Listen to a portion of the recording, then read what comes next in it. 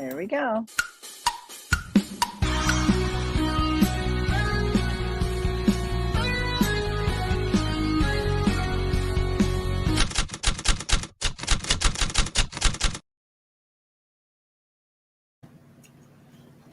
Hello. Hello. How you doing? Yeah.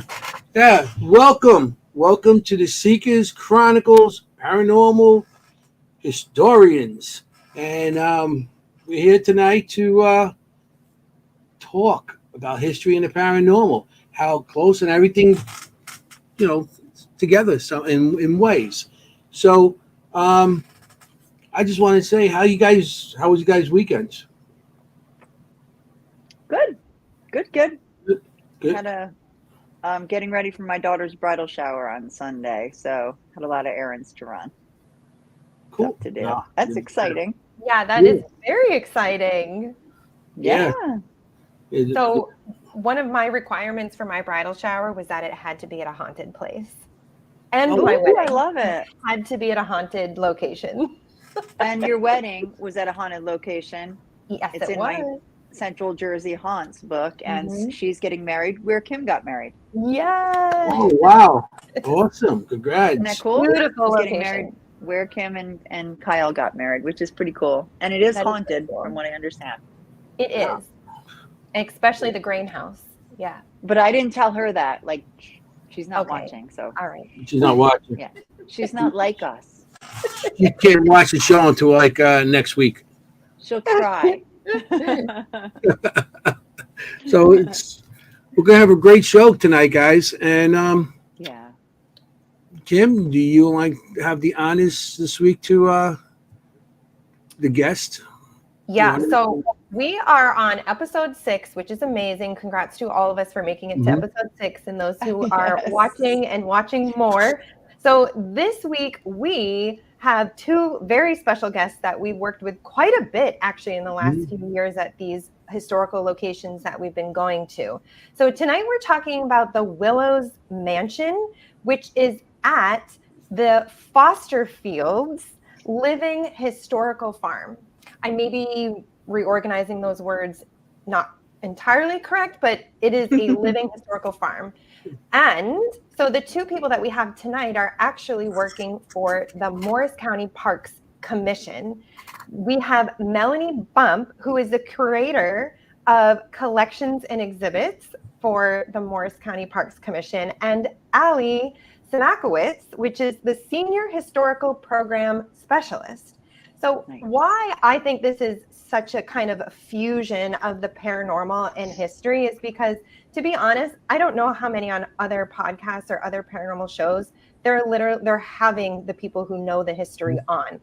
And I think this is a great opportunity to really have the people who have had the experiences there directly, work with the people that have been having the experiences, but also are literally responsible for the history and displaying that for people who are visiting. So I'm really excited. They know a lot and they have a lot to share with us tonight, and some incredible evidence too. Okay. Right. And let's say hello. Hey, here she is. Hi, Melanie. Hey. Hi, Melanie. Allie's going to be a little late, so will be here. So she'll be joining us soon. We're happy to have you. Welcome to the show. Yes. And how you doing tonight? Hey, how you doing? How you doing? Great. Good. Yeah. Well, the location that we're doing tonight, all 3 of us actually investigated there. And we also had people come in and we showed them around and showed them some equipment, which is cool too. Right. It's an awesome location. And, so how long you been there? Oh boy. 15 years. Wow. For the park commission for 15 years. Yeah. So you've seen you not only the information on the history, you've seen things. Yeah, I am history now. History. You're going into history books. Now we're gonna read about you.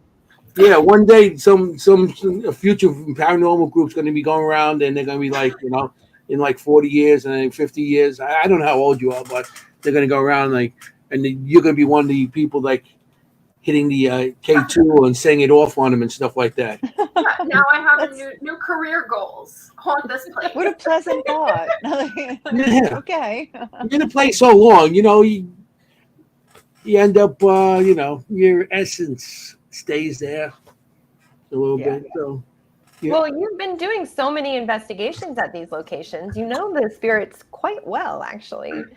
I do, yes.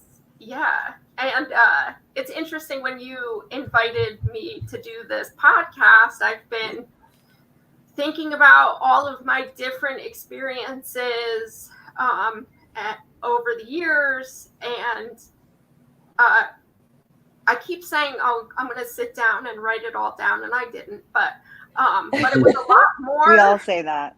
Yeah, I know. Yeah, I'm going to write them all down because I'm going to start forgetting. But as I was sharing with other coworkers, they said, well, what about this time? And what about that time? And it really adds up. Yeah. And sometimes, sure. like, you get experiences. Because I know with me, you get experiences and then you forget all about it. And then all of a sudden, something triggers. It's like, oh, wow, I remember what happened back then. That's why I have a hard time setting it, what do you call it? Writing it down too. It's like it's easy for me to draw it. That's what I just draw it. What I experience now. So that's Well, I guess exactly. This is going to be a little bit like a video diary. Mm-hmm. Yeah. Yeah. Putting it all together. Yeah. I love that. Like a vlog. Yeah. So what's your early experiences or anything there or? So it all started with, rumors and different stories about the Willows, and then I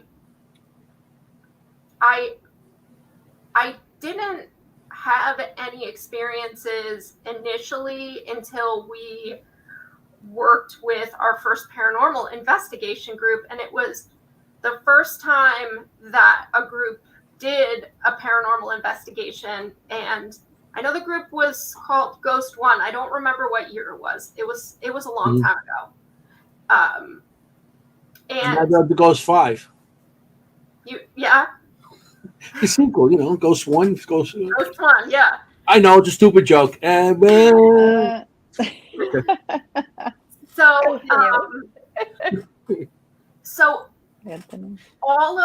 a lot of my experiences around the Willows happened while Ghost One was setting the equipment up.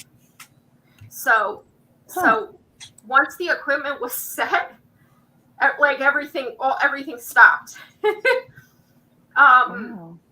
So it was broad daylight, and there was I was with my coworker Katie, and we were walking down the path behind the garage to the Willows. So behind the garage, I don't know if you want to show a picture of the Willows. Show the front of it, Anthony. Sure. The Civil War. Yeah. Yeah. So behind the building, there's a ice shed, a wood shed, or ice house, wood shed, and a garage. And from behind the garage, it's woods, and there's nothing. It was overgrown woods, and a man's voice grunted at us and said, "Hey!" And we looked at each other, and we even I think at the time we had walkie-talkies, and we radioed our boss, and we said, "What do you need? Why are you yelling at us?" And he said, "Nobody's up here." And so we had that happen. And then again, we were in the library, and we're setting up equipment. We're just showing the group the house, and we hear footsteps in the library directly above us. And at the time, the room was filled with file cabinets. So there shouldn't be people walking. First of all, there was nobody up on the second floor. We were the only ones in the building. and where we heard footsteps was file cabinets, so physically you couldn't walk up there. So again, we looked at each other and said, well, that's strange. We all heard it. And we're thinking, oh boy, this is going to be quite a night, and we're going to we're going to document all of this. And I think you've experienced this with the house too. Cameras didn't work. The batteries drained almost immediately, so they had all of these technical malfunctions that happened, was not captured. And it was the same night, and I shared this story with you, that we were in the attic, and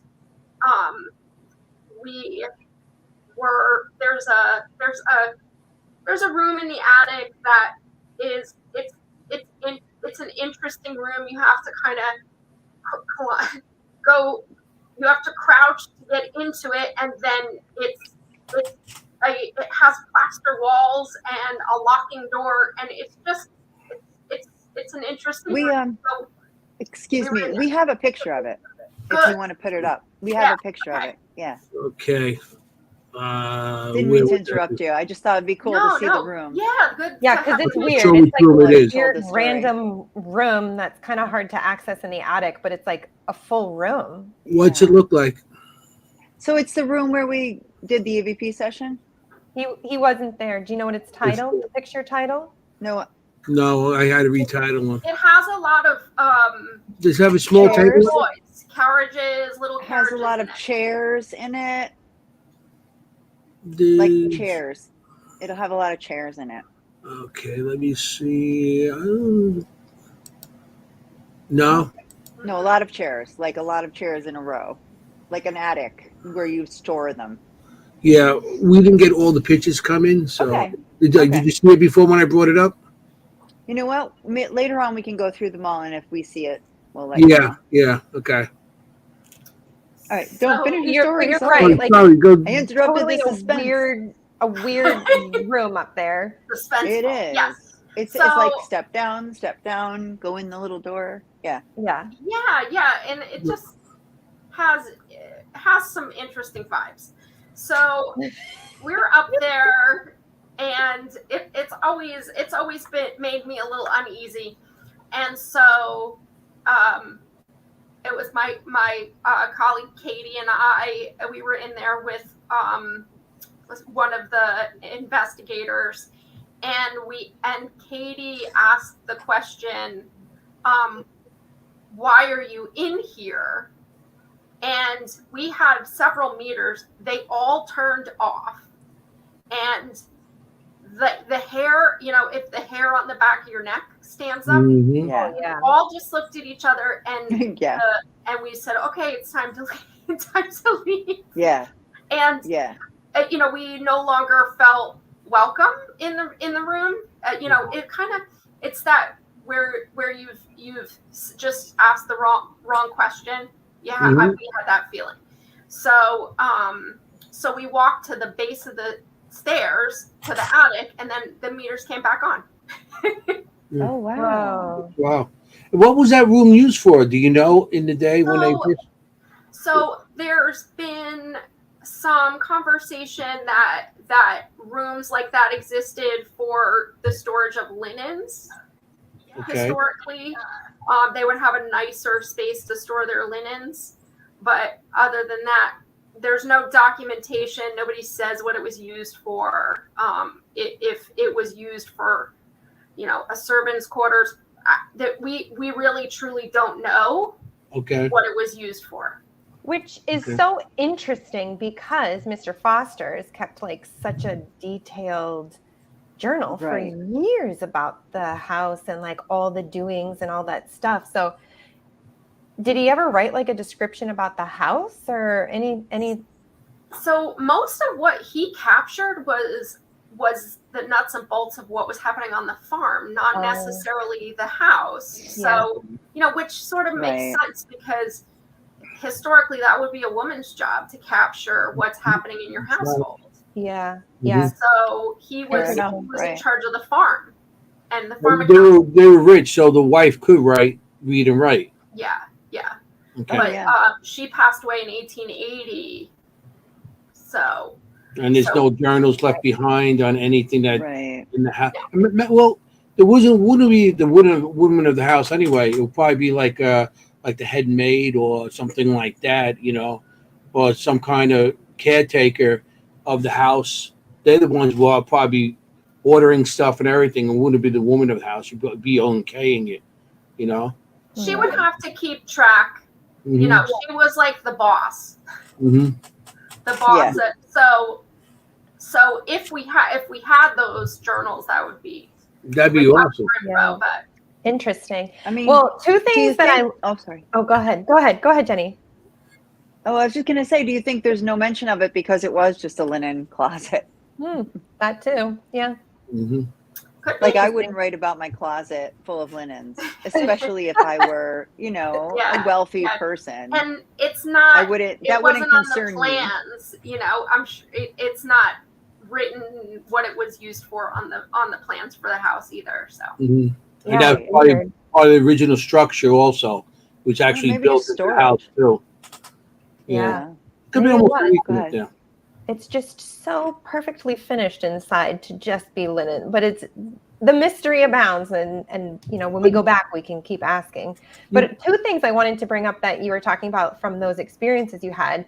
One, the value of having cameras on or like a body cam, even while you're setting up, because it's true. Actually, you capture a lot when you're just walking into the space in the beginning and not necessarily as the evening goes on, because especially when you're first walking into a place and setting up, you're disrupting the energy of the place. So that's a good point, like making sure we have like a pre-cam or a body cam to help capture some of that stuff. And then also what I loved is when you mentioned that they were draining all of the batteries.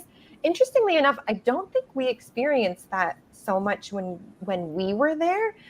But if that was like the first time that people had come in to investigate, they may have really needed all of that to then continue making communications. And maybe now for some reason they don't need as much energy. I don't know. Just interesting. They probably didn't know back then. This that's the first investigation there. Right. So spirits don't understand the equipment that you're bringing in. After time, I guess they get used to it, because a lot of places, when you start bringing the same, you got enough groups going in, they start understanding what these things are used for. But when you first go to a new location, the first thing they drain is your batteries, then they drain you. And I noticed that on a lot of locations. Or they drain your battery, and then when you leave the location, your battery's fine. Right. Yeah. Right. And like when you left the attic. Yeah. It was. And how big was the group that was there? That the first group, was it like 5, 6 people? Yeah. It was a small group. That's why I ran after the battery. So when you go with a big group, you got the group's energy. They'll take off of that instead of your batteries. So that's why they may not take off your batteries, because you got all that energy of people there. They'll take the energy from everybody there from that energy, and they'll leave your batteries alone. The bigger the group, the less they take your batteries, because I'd rather use the human energy than any kind of battery, artificial type. That makes sense. And Melanie, I don't know if you can see the chat, but Ron Iacovetti has a shout out for you, saying Melanie is awesome. So I want to make sure you got that from Ron. Ron's in it. Yep, we know. She is awesome. Yeah, we got Ron Iacovetti. We got Richie Marcello. We got Nicole. I'm not saying your last name, Nicole, because I'm going to ruin it. So yeah, we got some people. Rigatoni. Yay, the rigatoni. No, we're going to call her Nicole C. Nobody can mess up. Okay. So Melanie, were those some of your first paranormal experiences in that house? Cool. Well, in general too. Yeah, in general. So that was your first experiences at all in your whole life up to that moment. Cool. Okay. That, cool. And maybe it helped me realize some other things that might have happened that I wasn't really, Right. it was the first time that I went, oh. That was going to be my next story. question. That was totally going to be my next question. Like, what did you take away from that? Did you think even experiences in the home, in the actual mansion, did you feel like later on, like, now that I think about it, yeah, I didn't pay attention when the lights went off last time, but now that I think about it, or something like that. I also, just because my 9 to 5 requires me to spend a lot of time in historic buildings. So when sometimes I try to put the blinders up just to, get through the day. So you look at that jump factor, something come out. The shock factor. So just being able to quiet and listen and be open to it, so I have a feeling like you were saying, Anthony, I think it would be draining for me if I was open to it all the time. So I have to just sort of put myself in a zone and ignore. You have to learn to shut down. And also when spirits come out, you're giving them a limitation. Give them to say, hey, listen, back off. This is, you're not welcome at this moment. You're not welcome. You just give them a limitation and they will back off. Say, I'm working here. Everything, but majority of the time they do. Yeah. Majority of the time they do. And I mean, the location, the Willows, I didn't feel anything that was bad there. No. In fact, I the didn't feel opposite. anything that was bad. I mean, if anything, if they do give you that shock value, it's because I want to show you that we're still here. Just to let you know that they're still there. But there's nothing that I felt, and in Kim's agreeing with me, and probably Richard also. We didn't feel anything that was bad there. So not at all. And Kim and I were talking earlier about it being such a unique location because typically we go to a place and there's been 17 incarnations of that place, and so many families have lived there, and we have to sort of take it apart layer by layer. Whereas the Willows, it's not the case. Yeah. It's rare. Yeah.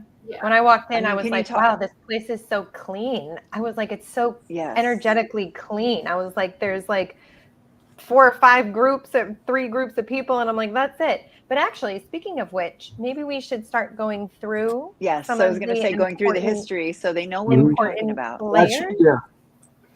Sure. Yeah. I was trying to wait a little bit for Ali, but it's okay. I mean, you guys want to give a little bit of history? What? Yeah. Go for it. Right, so I have pictures here. Do you want me to bring up pictures? I have pictures of Charles Foster, Caroline, and you want me to bring them up? Sure. Start Maybe giving one you want to Revere. Yeah, start with the Revere one.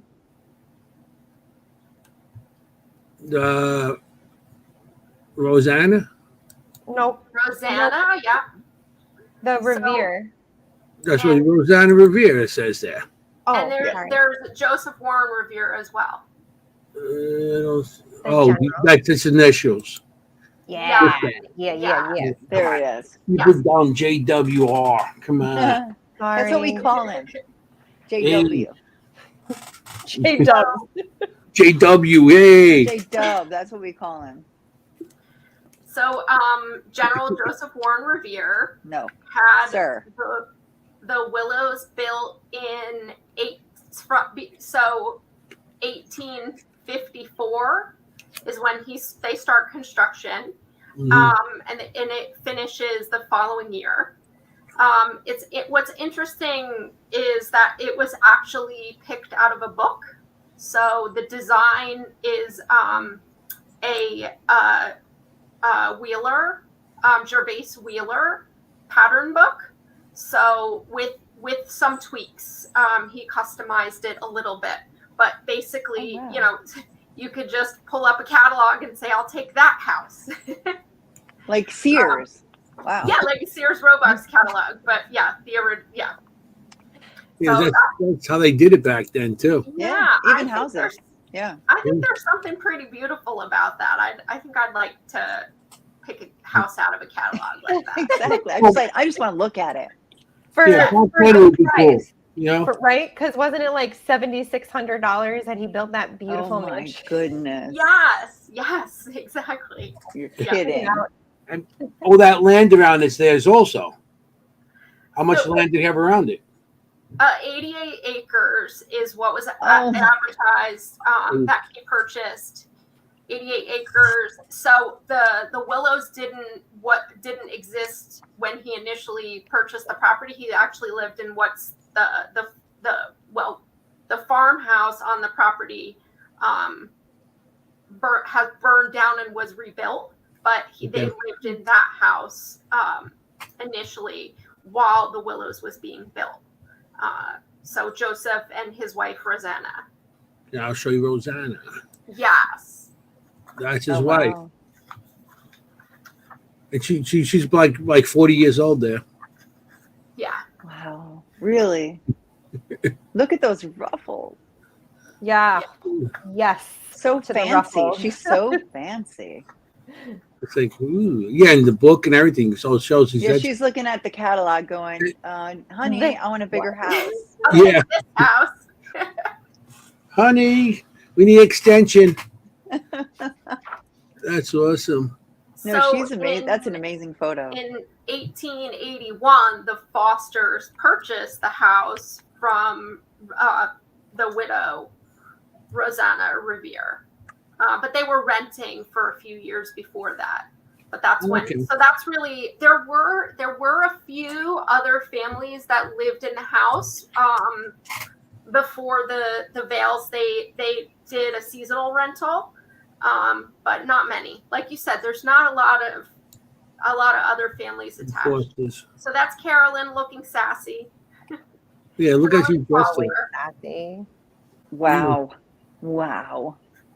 And you can see the women behind it too, dressed like that with the hats, the white I dresses. love Yeah, it. good point. So it's worth mentioning that General Revere is, you may recognize the name. Can we talk about that connection? Yes, so he is the grandson of Paul Revere, the famous Paul Revere. Yeah. Who? So they are related. They are, yes. He's related to Paul Revere. Yes. He's yes. the Oh, his cool. grandson. Grandson. Nice. Yep. Oh wow. Yep. Super cool. So, and he also had a military connection. So Wow. he was in the Navy, and he also fought in the Civil War. I have some pictures of the location. I got paper like documents here. Should I bring them up? Daughter's death. Well, I Are you don't know. ready But, for that? No, we'll do that when we talk Let's about wait. the evidence. When we talk about some of the evidence. okay. Yeah. Okay. I'm gonna just bring up some pictures. These are pictures I guess Jennie took of the place. Yeah. Oh yeah. And then maybe you could tell us some of the history. Who? Yeah, That's so a who's who. so when you come Yeah. to visit the Willows, we sort of this is what you'll see first. We introduce sort of the cast of characters that you're going to learn about when you go in the house. Mhm. And so you've seen these. Many of these are the same photos. So when Allie logs on, we've kind of decided to split who we're talking about. So I'm going to talk a lot about the Reveres, and then she'll be able to dig in a little deeper about the Fosters. I Perfect. love it. Okay. We love it. Um, So that's Carolyn in the middle on the bottom. yes. Mhm. Carolyn Rose Foster. And then her father is Charles Foster next to her. Right. Right. Okay. I love her style. Mhm. Oh yeah. Yeah, Yeah. she's Yeah. an So- interesting lady. Yeah, Yeah. I mean, I would I say think you guys be before dressed her like that in the time. next investigation. Yeah, I think she would. Done. I think she would appreciate that. But Yeah. basically, she maintained that same style. I mean, I don't know. I don't remember exactly when that photo was taken, but if I had to guess, she's 25-ish. She maintained that same style. Yeah, until both she mine died everything. at 102. That's pretty And she's not always wearing skirts, which is unusual. No. Well, she had an active role on the farm, Right. maintained the farm, so she would go down there and really Wear some in, trousers. and she oversaw the farm after her father passed, and Wow. she That's pretty cool. She really was extraordinary. Yeah, and she has a bow tie on and her I have hair a up. random question that I couldn't find the answer to this, although now that I'm thinking about it in my head, I probably know my answer. Why is it called the Willows? yeah. So Okay. we don't have a concrete answer of that. Oh. So Carolyn Foster told us it was the Willows at base. So in her oral history, she says that Revere called it the Willows based off of willow trees that grew on the property that are no longer there. Yeah, I was going to ask that. Okay. But what's Willow trees are big. interesting, we can't find a reference of Revere using whenever he writes about the house, he never calls it the Willows. So sometimes there's these What does he call it? Does he have a name? Did he have a name? So he calls it the Rancho or the house. That's what I call my house. The house. The Rancho. The Rancho. Yeah. I'm going to call my house that from I now love on. that. It's Well, too there good. are willow trees there now, aren't there? If I'm recalling in my mind, there are willow trees in the front of the I didn't house. see any. No. No. What are No, the trees they're in the pasture? big spruce tree. I don't think they're Here she they're is. Yeah, they're big, like spruces, huge Yeah. ones. Here she is. Oh, hello. Hi, guys. Hey, Allie, Allie. Hello Allie might there. know if there's any willow trees left. No, so there's no more willow trees left. They lined the driveway at one point, and the reason they stopped being there is because they require a lot of water, and I guess that area kind of dried up, so it doesn't really have the same effect. This is so cool. Hi. Yeah. Hey. Welcome. Allie, you're a little low on the volume. We're so happy to have you. Oh, all right. Let me try to turn it up. Can you hear me now? We can hear One more you. time? Can you hear me? Yeah, that's I can better. hear you. Okay, hold on. Let me try to speak. Can you hear me when I get closer to it?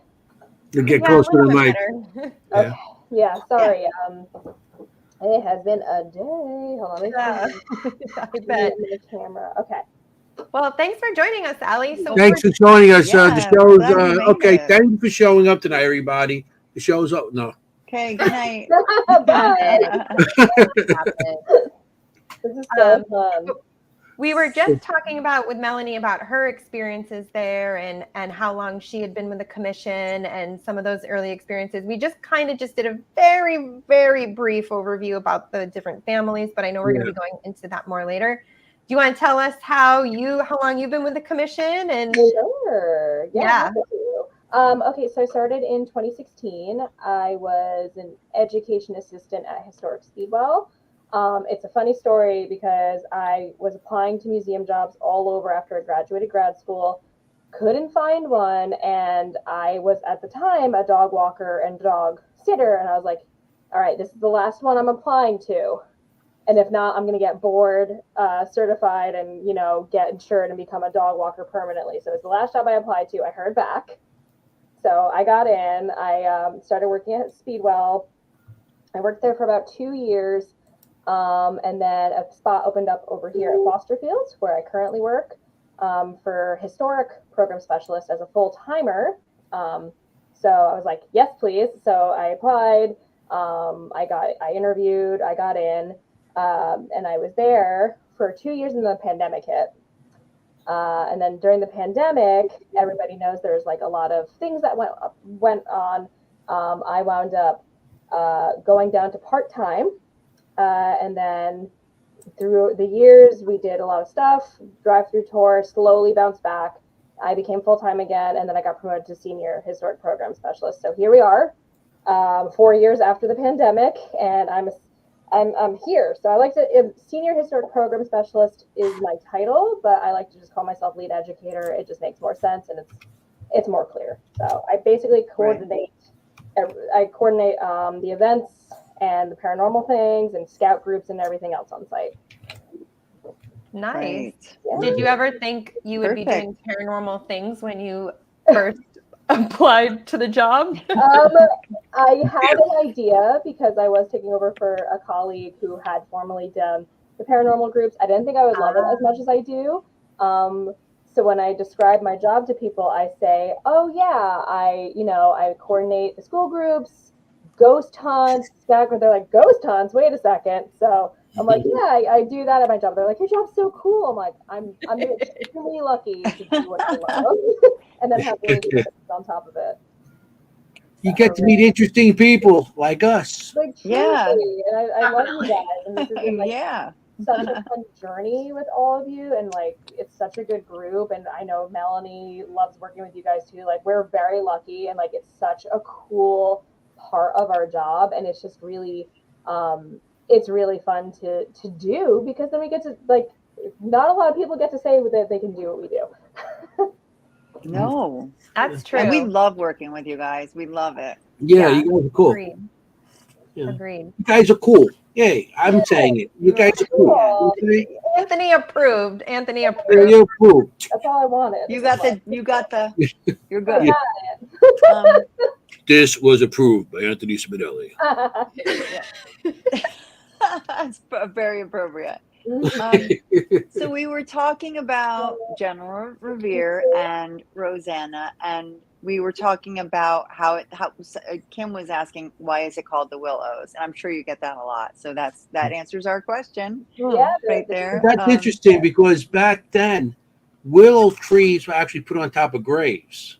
yeah. That was a lot in cemeteries. You see the How willow do you know trees. that? Yeah, what they did was Good because point. they put them on graves because the But they're energy of the rooting. tree, it's like life from death. Mhm. Yeah. But then Willows in particular, the though. roots actually go to the body Mhm. half the time. So there was like life from death.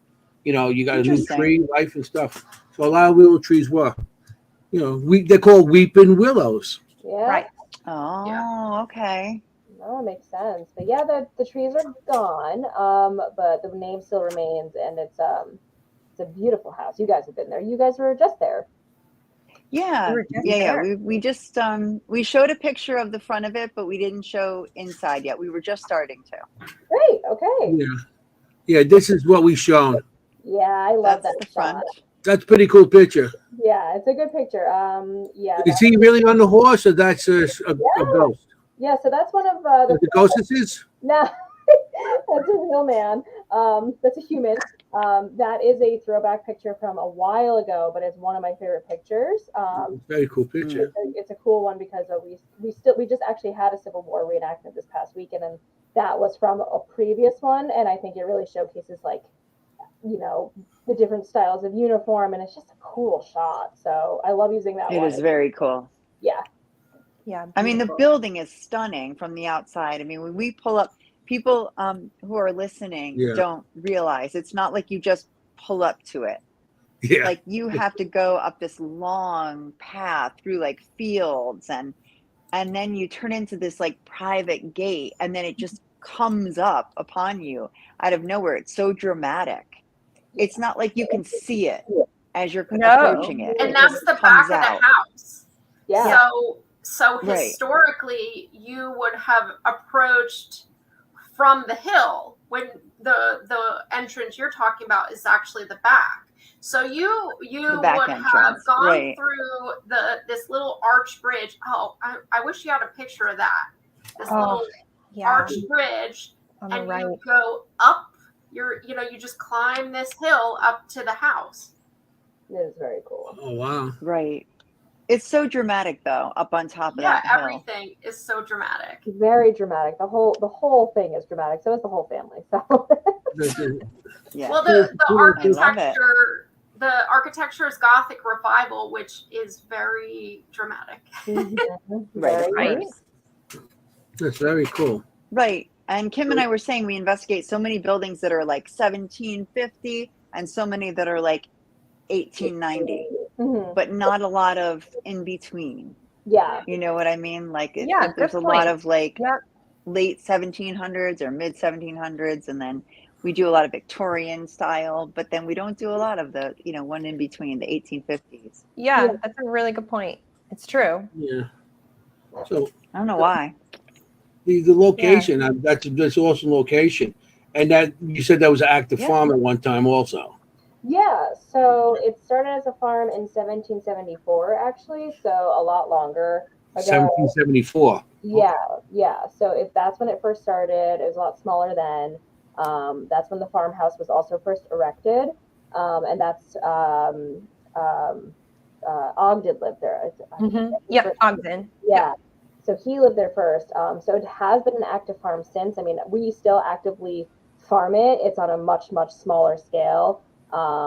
It's not anything what it used to be, but it is still being used, the gardens and such, and the eggs, and we sell the eggs and we give the produce out. So, but yeah, it has been an active farm since 1774. Wow. Yeah. I mean, guys, there's goats. There's goats. Yeah.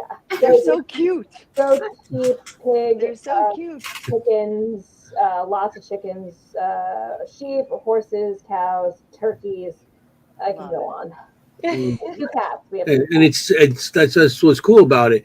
You got this this house thing on the hill here that has spirits in it, and then right down the road there's chickens and goats and goblins. Oh my! Horses, yeah. You got all those, and it's just that's why it's called what, living farm or living Foster Fields Living Historical Farm. Yeah. Living historical. Love that name. That's pretty cool. Kim, you said it correctly earlier. Okay. It's a mouthful. I was like, oh, I think I got that, but we're good. Yeah, no, it's a mouthful. It's set outside the paranormal and in the history. People could go and see this farm. Kids could come in. Oh yeah. So yeah, so the people could just come and go visit the farm, and they could feed the goats. I think Jennie's gonna be there tomorrow with some feed for them. You feed the goats and the pigs and everything like that. So that's pretty cool. It's not so much a feeding thing, but it is we have kids come. I like to say we cater to the stroller plus crowd. So like stroller to like 3-year-old, and then we have a bunch of grade 8, like K through 3 for kids. We are open April through November, so we just closed for our 2024 season. It was a banner year. And now we're just going to do some special events and kind of this is like a nice period where we can kind of relax and plan for next year and do our lesson plans and get everything set in order. It never stops. The education is a constant ball that is always rolling. But it's nice that we can kind of like just relax a little bit now, have some desk time, and really kind of collaborate and make sure we're hitting all of our goals and all of our dreams and what we want to do. So we reopen in April of 2025, and anybody can come here. Yeah. That's awesome. That's cool. awesome. That's cool. So, but let's get back to business. Ghosts in history. Yeah, I was going to say, go back to the ghosts here. Melanie was talking about the famous experience in the attic where everything got drained and the hair stood up on the back of your neck and you had to get out. Were you there for that? You were there for that? I was there for that. The recent private hunt, right? For a few months ago. Right. No, not the original. No, the initial experience. She was not there. I was not there for that. Okay. But you've heard about it. Yes. Okay. Yeah. Oh yeah. So what was your first experience then paranormally at in the mansion? So it's always, for me, it's kind of like always like a feeling. I don't like to go in there by myself to open it, or when I have to close it, I'm usually running out as quick as I can, turning off the lights and alarming it. I have heard bumps and creaks and, things that shouldn't be there when they are there. A lot of the times though, I get most of my paranormal experiences with you guys. With the meters going off and the other, and like, the voices coming through on the ghost boxes and things like that.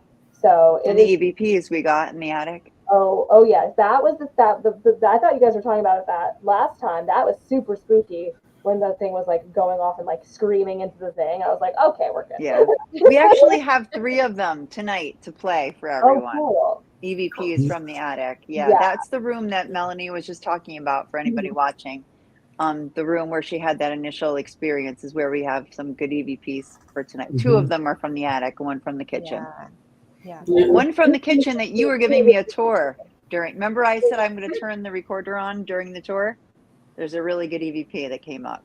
Oh, good. Oh, yeah. I mean, I get the most experiences when you guys are around. I don't know if it's just because the ghosts are like, all right, cool, we're coming out. Yeah, they're like, Richard's group is back. Yeah, people who get us, and they're here now. So, yeah. And Kim's group. Yeah. They're like, Richard and Kim's are here. We're here. And gang. Yeah, Richard and gang. I do know I have some staff stories. I don't know if Melanie had told you any of those yet. Oh, No. yeah, we have some previous staff stories and a more recent one. So if you're interested, Okay. I did hear this one. Yeah, let's do it. And we have some pictures, so we might have a picture of the room you're talking about. We can pull up while you're doing it. Yeah. Let's see. Well, just to give orient people a bit. Sure. Yeah. Well, the most recent one. I don't know if I sent you a picture of the. I believe it was Carolyn's bedroom. Most recent one is one of our. We have it. Oh, good. Okay. We have a bedroom. Yep. Yeah. Yep. Yeah. You'll see a big bed.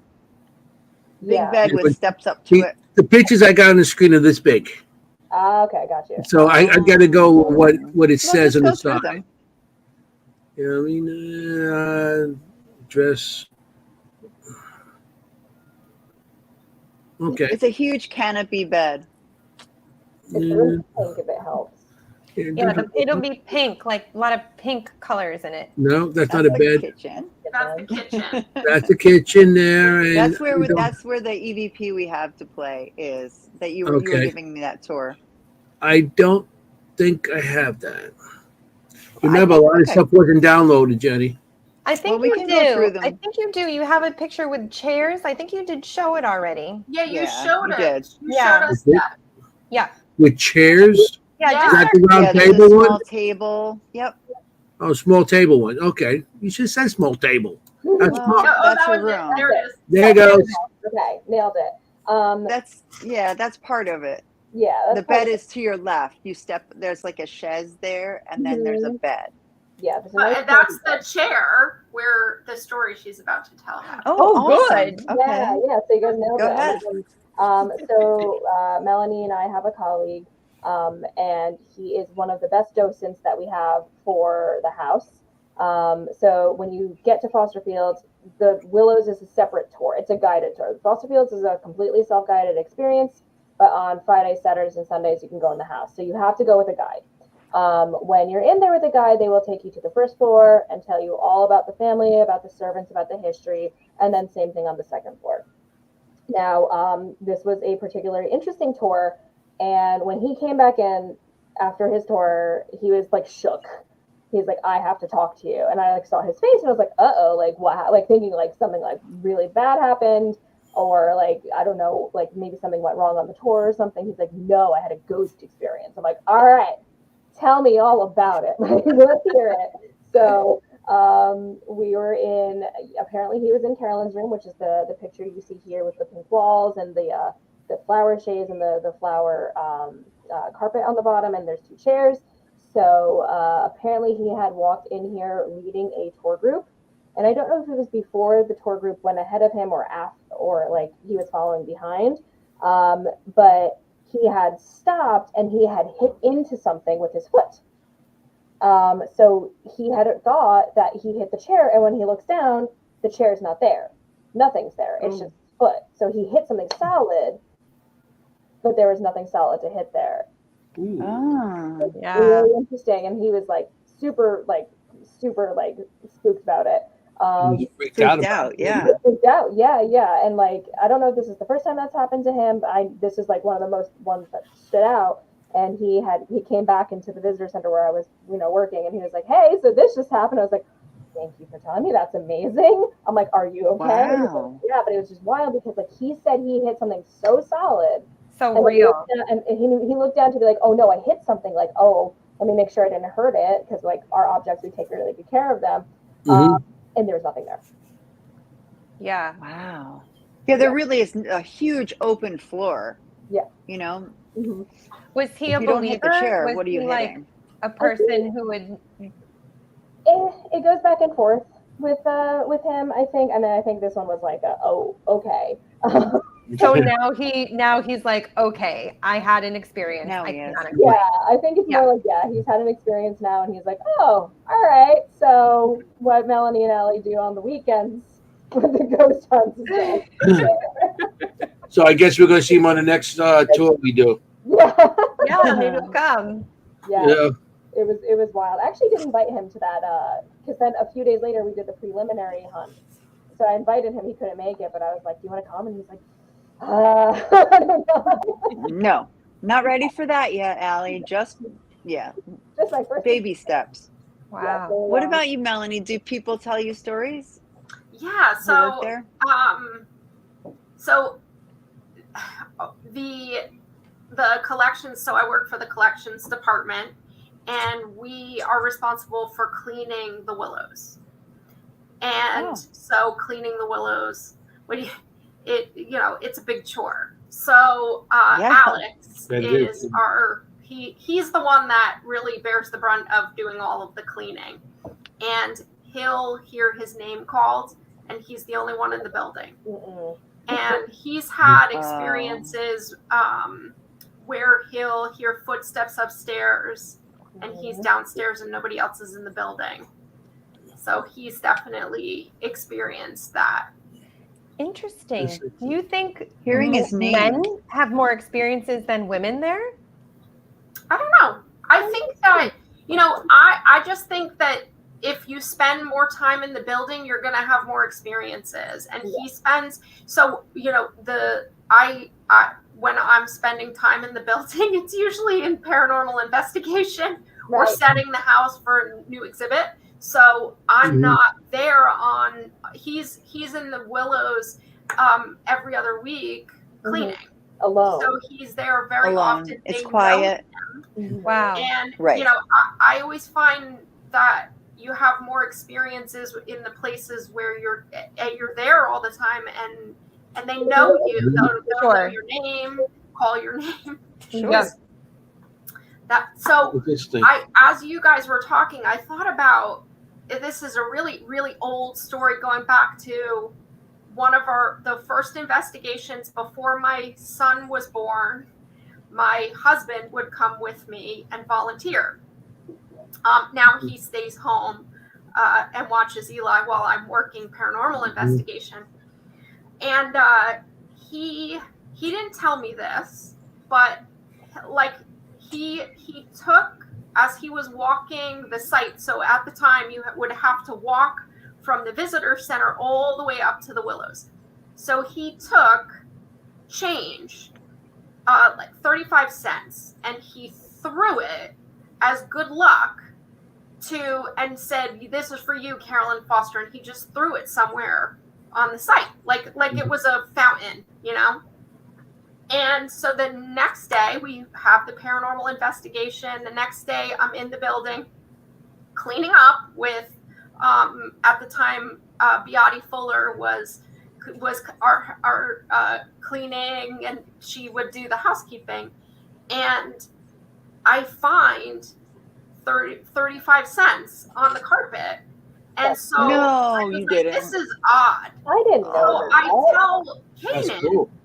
my husband, when I get home, I said, it's really weird. I randomly found 35 cents and he went white. And then he told me that he threw 35 cents on the path and said, "This is for you, Carolyn." Ghost story. And I found it on the carpet in her bedroom. And she was like, "Thanks." Oh, wow. Yeah, it was in her bedroom. Wow. That's wild. And she probably knew that you Of all places, it's in she the gave it back to bedroom. you. Yeah. She gave you back. I don't need this money. You take it And back. Yeah. Wow, But that's 35 interesting. cents too, not like I didn't know 10 that. cents. That's You might find a dime that someone dropped. Mhm. But what? Yeah. Well, She would every give it time I back, think of my though. mother, I get a quarter. So I always see quarters. When I see a quarter, it's something with my mom, Well, and it's like well, I maybe mean, she was. but that's pretty cool. Yeah. 35 cents. You know, That's you like get a it. sign for you. Yeah. Very She true. probably said, "Tell them thank you, but you guys need it more than I." Yeah. That's Well, even Or she just put it in her room to keep. I felt like, this is strange.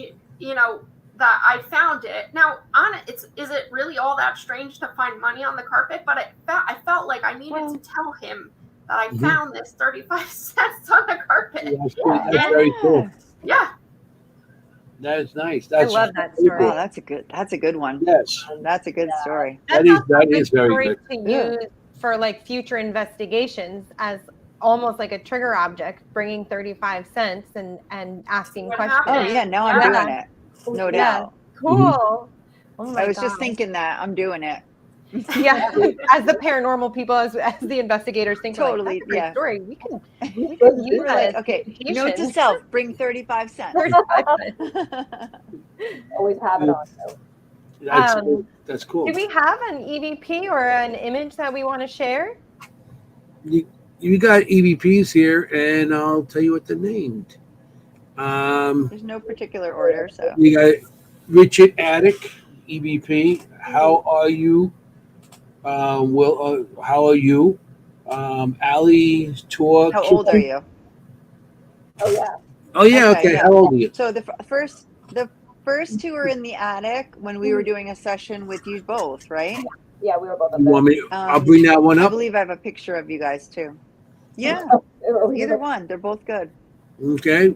Yeah, we were Okay. talking- This is Which one are we doing? EVP. Which one are you doing? I'm telling the audience, raise your audio, raise your volume on your, Raise your volume. wherever you want. You know, if you're using a phone, if you're using whatever you might be using, computer, because it might be a little low. But So I think this is pretty. just to set it up, we're using a DR60 in the attic. It's Ron Yacovetti, if he's watching. Hello.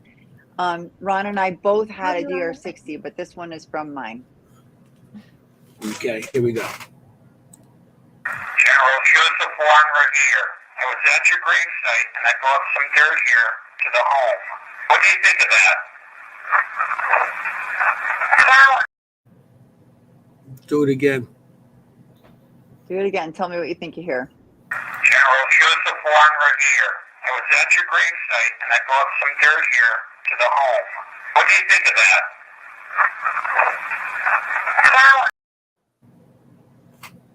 Something home. Yep. Yep. It says not the home. Yeah. Not in the home. And then I think he repeats Not it a in the second home. time. Not yeah, in the it says home. not in the Not home. in the Not home. the home. I'm gonna play that one more Yeah. time. General Joseph Warren Revere. I was at your gravesite and I brought some dirt here to the home. What do you think of that? Okay, Pretty Yeah. clear. my home. Not in the home. So interestingly, he Mhm. brought dirt from his grave to the home. And Richard, of course, asks, what do you think of that? And he's like, no, not in the home. So of course, Richard removed it, out of respect. But yeah, I mean, it was such an intelligent, immediate answer. Mm-hmm. Get that out of my house. Yeah, it's like And the general was quite an interesting character. Who would like to speak more on him? You were going to do each one. Yeah. that's the Revere guy. I'm gonna put him back up. Yeah. So I get to talk about Revere. You do. So yeah, I love how she says I get to talk about it. Mm-hmm. So he was in the Navy. He joined at the age of 16 in 1828. And so just context, he ends up meeting his wife. He met his wife in 1837, and then they met in Boston, and then he marries her in 1842. But then ends up because he's in the Navy, he doesn't end up spending a lot of time with her, living with her. He ends up traveling to California to fight in the Mexican-American War in 1846. And so after the war, he stays in California and opened up a ranch, but he ran into trouble with military conduct standards because he had an extramarital affair with another officer's wife. Mm-hmm. Oh, that'll do it every time. What? Yeah. So in 1850, he resigns the Navy rather than being court-martialed. Yeah. At the time, he was 37 years old. So so this is interesting. He has a fellow naval officer that's his business partner in the ranch in California, is Rodman Price, who is he was a governor. He ends up being a governor of New Jersey, and really the reason why Revere ends up eventually moving to New Jersey. But you may recognize Rodman Price because the letter that we're going to share later is to him.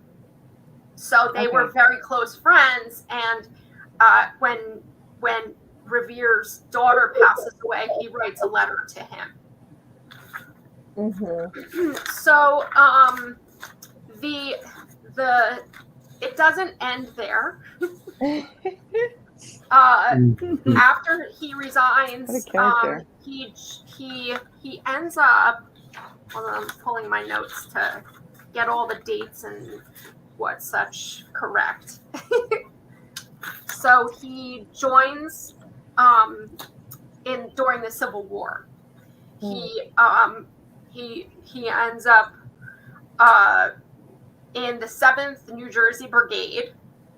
He trains militia, New Jersey militia, on the Morristown Green, and he leads soldiers during the Second Battle of Manassas, and was injured near the Henry House Hill with a gunshot wound to his groin. Mm-hmm. Ouch. Which then becomes infected. And he was sent to Washington, D.C. and then back to Morristown to recuperate. In all, he ends up returning to the Willows 2 times during the war, and then eventually being there permanently. But during that when he ends up returning to the regiment and is part of the Battle of Chancellorsville. Mm-hmm. So during the battle, the major general that Revere reported to, General Barry, and the brigadier general were both shot, and Revere concluded that he should become the senior most title, and he started commanding them. And so the next morning, chaos begins to spread among the troops, and because they didn't know who was in charge, so Revere ordered his men to retreat, leaving their tents and their equipment behind. And this action caused such chaos that Revere was actually court-martialed. Again. He stood trial because he wasn't supposed to have assumed command, and then he told them to retreat. So he ended up court-martialed, and guy having to go home. So a lot of his time in the Willows is spent fighting for the court-martial to be overturned so he can get his pension. Mm-hmm. And even after he dies, his widow, Rosanna Revere, ends up having to fight for the pension as well. Mm-hmm. So, wait, after she got cheated on, right? Yeah. So, wait, so this guy just decides I'm the general now. Yes. Pretty much. Yeah. And that's what cell phones back then, and be like, no, everyone's cool. Like, don't do that. Yeah, they didn't even have like Morse code. They didn't have that. Yeah. Mm-hmm. I mean, I guess if the other guys are shot and they can't lead, he's like, okay, it must be me now. I guess it's my turn. It's my turn. I guess that. Yeah, but general, like, I mean, and also, like, what a bad decision. Leave all your shit and go. Yeah. Well, I definitely feel like he's present there. I definitely feel like I've experienced him. I was describing a man who actually, I wrote down, he has a left thigh injury or something on the left thigh, their left leg. We don't know which leg I think it is, but I definitely, and I feel like he's like this bravado kind of guy. Like he just like walks around like he owns the place, which he did. But there is, his daughter is Fanny, right? Yeah. Francis. So I wonder if this would be a good time to do the picture of the in the window. Yeah, sure. Yeah. Yeah. What is the name of that again? I forget what the name of that image was. The picture of a woman, or I think No, it's a oh, it says something. apparition? Okay, I got No? Yeah, that's the photo that we think is Franny. Mm-hmm. Okay. I see. Do you want me to talk a little bit more about this? Yeah. For those of people Sure. who can't see it, just explain where you see it. Okay, so behind the willows, the hill. So the willows is the willows is sort of on the middle of a hill, and you have to continue walking up behind the willows, and it's woods and fields back there. And this was a trail cam that was set up to capture deer population. They were counting, how many deer went back and forth. And this photo was taken in the middle of the night. And there was, at one point, there was another photo before this that was just an orb, and then this photo. But over the years, because these photos were taken a long time ago. I don't remember exactly when, but over the years, a lot of them have disappeared. And so this is the only one that still exists. But we see the back of a little girl in that photo. And there are stories that other people that have worked the farm in the past have seen a little girl running through the woods in the middle of the night, 3 o'clock in the morning, and a little girl in the snowstorm runs out in front of a plow on a path where there's no one around. Does she have red hair? Right. I don't know. Because I see it. I mean, red hair and a white dress. Okay. Yeah. And like with socks, like the dress and the socks, like knee high socks. Maybe. I think it's And the hair is like in pony, like braids that come down each side. I don't know. I think braids coming down. Of Franny in life. Okay. That's such a shame. Yeah. Because I see a round face, big cheeks. Yeah. So did everybody see it in the picture? I got the it's draw. not like it's front and center. Like everybody, she's if everybody, in the distance. Yeah, in the back on the that left. like white kind of almost like Small. taller, not taller but thinner thing, and you can almost see the hair on her back, right? Yeah, you can see the hair on the back. It's towards. Yep, exactly. She's walking away. It's if you look on the left side of the picture, that light spot. Yeah. You can make out a dress. Yep. That's a great catch with a trail cam too, because trail cams are activated by motion. So you've got to think that you were saying maybe she runs, maybe she was running. Yeah. And before, in this series of photos, there is a photo of a deer. So there was a deer around. Still. What I see here too, on the bottom where there's a white thing coming up, is a shadow or something. Yeah. The shadow something, I don't know if something went by quick and the trail cam didn't pick it up right away. And that thing on the bottom there, that could be an insect antenna. That's a white thing. Right. Yeah. But an insect wouldn't set off a trail cam. No, it's that weird thing, that weird wispy white small thing in the background, way in the background. Right. I see it. I see it. I see I her. always think it looks like the little girl from The Ring. Yeah. Yes, yes, right. Melanie. The sash, With the white 'cause I dress, see with a the long sash dark around hair. her waist. Well, and her hair. somebody there's- once said it looks like a cow. It like looks like a cow face looking at you, but like at this point, it's the middle of the night. We're in the back of the willows. There is no Oh, cow. no. Yeah, there's no No, cow in no. there. No, no. Because like yeah, No, maybe that- I can see it, but no, it's there is No, I can't cow explain back this. there.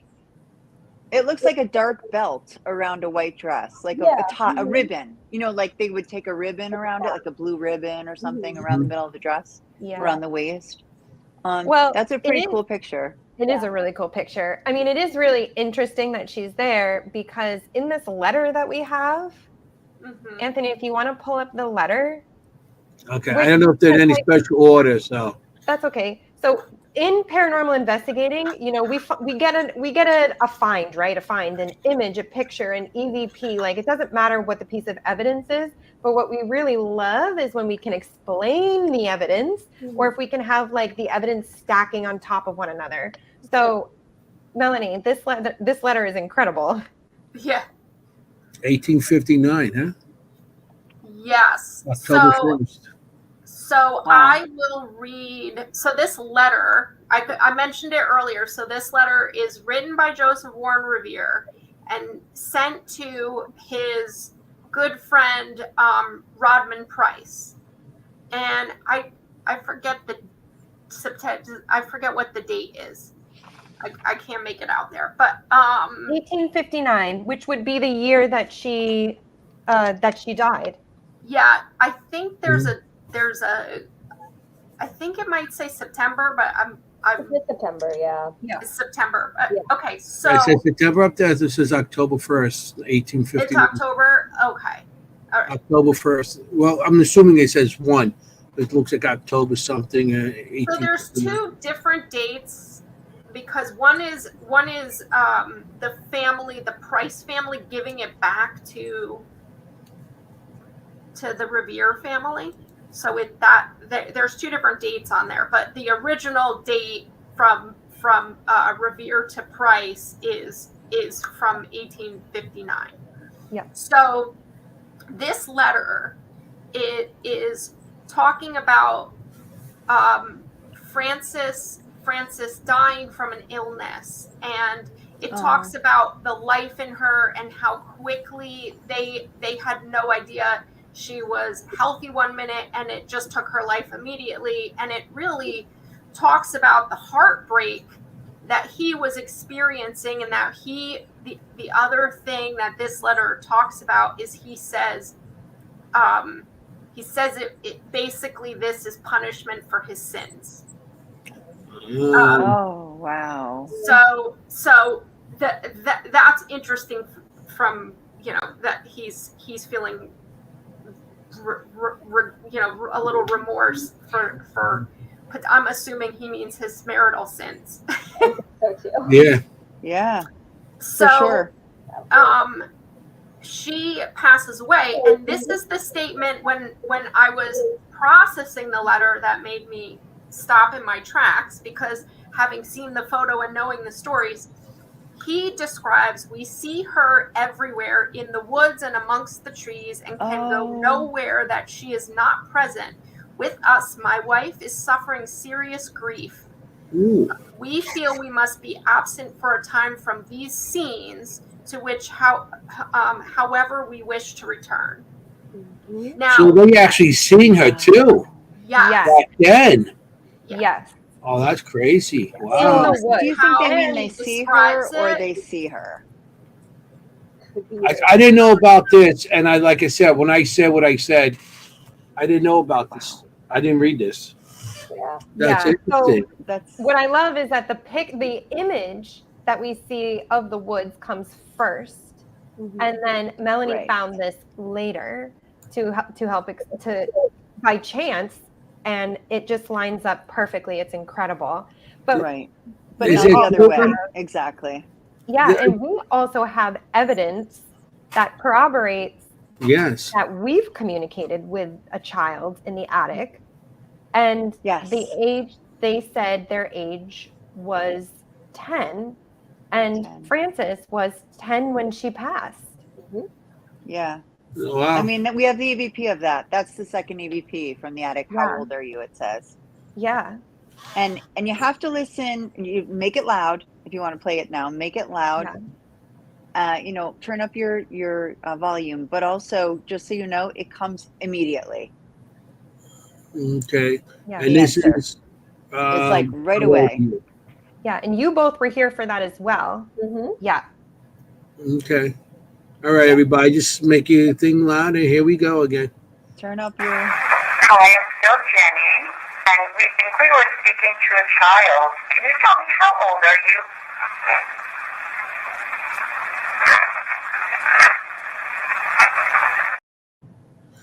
I'm 10. I'm 10 years old. Right. Yeah. Play it again. Yeah. Hi, I'm still Jennie, and we think we were speaking to a child. Can you tell me how old are you?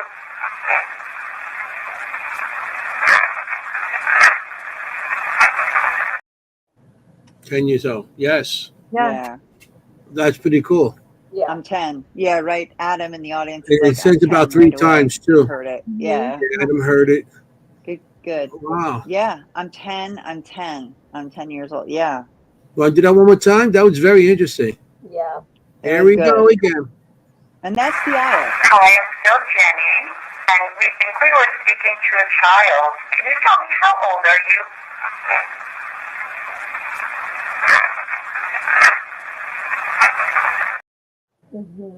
That's very cool. And 10 years old. Yeah. I And that mean, very active attic. Yeah. yeah, very. And I love that every question we did get answered on EVP was a very intelligent answer and relevant answer. It wasn't just talking. It was like immediately, how old are you? I'm 10. What do you want us to do with this, dirt I brought in the home? Not in the home. Like right away. Yeah. An intelligent answer. We weren't just coming upon a conversation that didn't relate.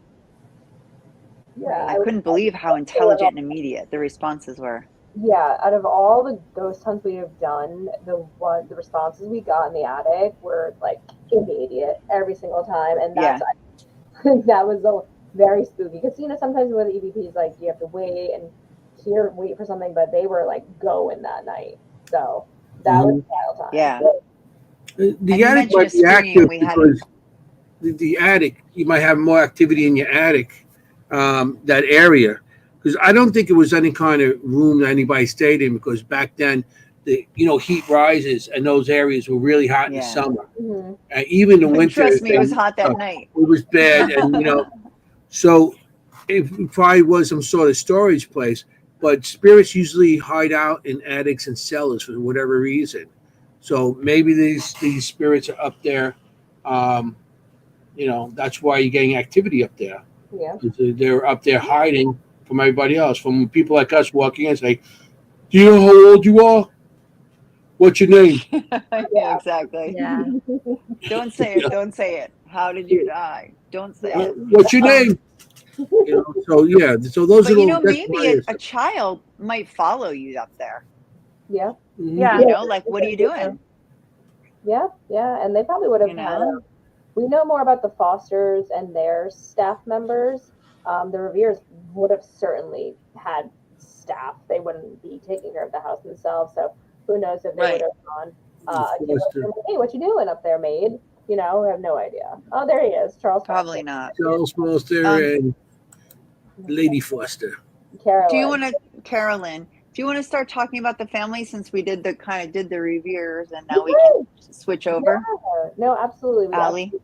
Did you before we do that, did you want to show the picture of Revere in the window? Oh yeah. Yes. We were supposed to Sure find do. Yes. Sure do. How could I forget that? This is a pretty cool picture. I'm just telling everybody out there too. Amazing. This is a pretty cool picture that we have that they sent us, and I'm like, wow, that's pretty good. You can actually see the outline. You can actually see there is a man there, and so I'm going to play that for you guys. Here we go. Okay. So Look at that.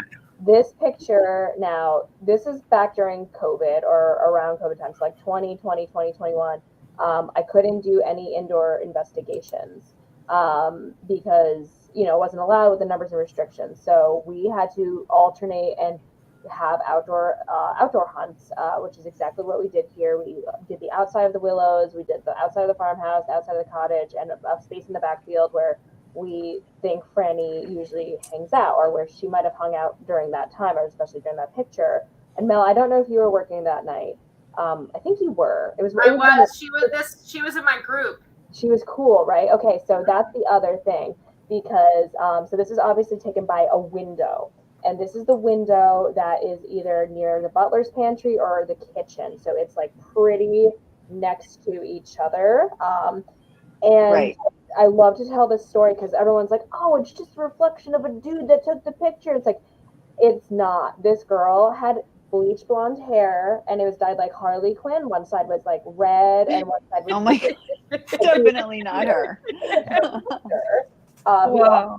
Similar, not That's like funny. she's a blondie too. So there's a mother-daughter pair, teenage and mom, and they took this picture. And I'm like, that is not a teenage girl with like red and blue hair. That is very clearly a man. You can see his hair, Yeah. beard. It's wild. Like when they showed Leaning me, out the window. yeah, I lost my mind when I saw this. I was like, you took this? And she's like, I just took this. I was like, this is crazy. And that's outside. Do you know what she took it with? Do you know what Um, she used to take it? I don't know if it was a camera or a cell phone because this was like 3 years ago, but like you know what? It was I think it was a cell phone because she showed me immediately. She's like, you need to see this. I was like, oh, okay, let me look. Cow. Thinking like it was an orb or something. You know what? It was That's on her probably- Lesson learned.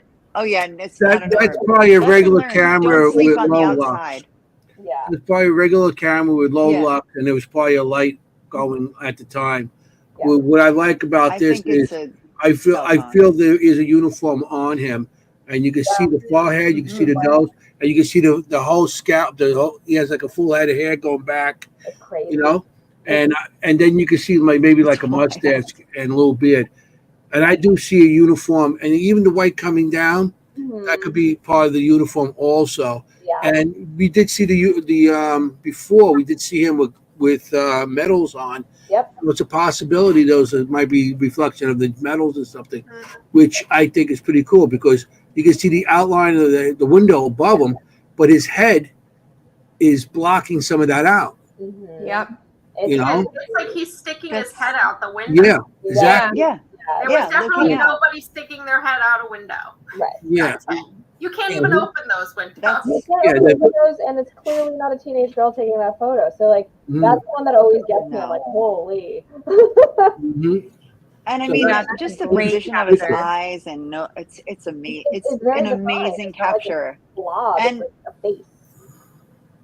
It, That it's is- so that is clear. It's so clear. And so Mhm. many window pictures we have to debunk because they're in a window, because you know, that kind of thing. And windows are liquid. You know what I mean? And especially over the years they get like, but this is an open window. Mhm. It looks like And an open window. It's the most amazing thing. It just goes to show you though, don't sleep on the outside of buildings. Don't sleep on investigating the outside. Yeah. You know what's good about this too? You can see the way the camera is. Mhm. It's Mhm. probably no flash. She just took the picture. Yeah. It's probably just a picture Exactly. just taken. Yep. So it's no flash on it.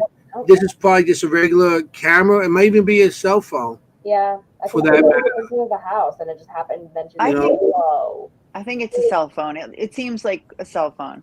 It was a cell phone. She that's- was in my group and she showed it to me. Okay, so it was a Okay. cell phone. Picture, and her mother said, "You have to show You- her. You have to show her." Mhm. So she showed me this photo on her phone, and I said, "Can you please email that to us?" Uh-huh. Yeah. Yeah. Can you share that? Can I see Was it that an iPhone? immediately? It was an iPhone. It looks Yeah. like an iPhone. Because the Yeah. iPhone, I used to get on locations if there was, I didn't have my equipment. I think I'm somewhere. I would take pictures, and I got a lot of stuff on my cell phone back then. I had an iPhone, and I got a lot of stuff on my iPhone. Mhm. So that's interesting. That's a great picture. It's a great picture. It's one of my favorite ones. That's Yeah. I could look at that all night. It's absolutely incredible. I'm Yeah, looking at I'm his just hands. staring Does he at have it, his, and like it's not- hands on the. I feel like his hands are on the windowsill. Yeah, and he's Mhm. like, That's but what they're I like think. Like he's doing sorted a this and little. looking out. Yeah. Yeah. Yeah. He's yelling, "Get back to work!" Probably. So Who's because out we were there? investigating around the corner, he's positioned watching us walk by. Yeah. Oh 'cause my the gosh. whole Group walks by. Mhm. Ah! He's looking Like, what's right going at on? the level of somebody walking. Yeah. Yeah, Yeah. he's Wow. literally looking where you would What walk what by. room is that he's supposed to be coming out of? What So room is that? The it's kitchen. either the kitchen pantry or the butler's pantry. Yeah, it's one of those. Okay. And they're right next to each other. So it maybe So it could behind be the fireplace. It might not be him himself. It might be one of the workers Right, too. that's what I thought. Could also be. Yeah. That's a possibility. You know, even though it might think it's a uniform, maybe there's something to another type of uniform. You know, Yeah, it could be. butler's uniform or whatever they might have it for that era. Exactly. Yeah, we don't Yeah, know. that's if they had, absolutely a butler. incredible picture. Yeah, I know the Fosters did Mind have it, blowing. but I don't know if the Reveres did or did not. They might have had a footman or a carriage guy, similar to what Charles Foster had. But we know he had somebody named Andrew Gibbons that worked for him. Mhm.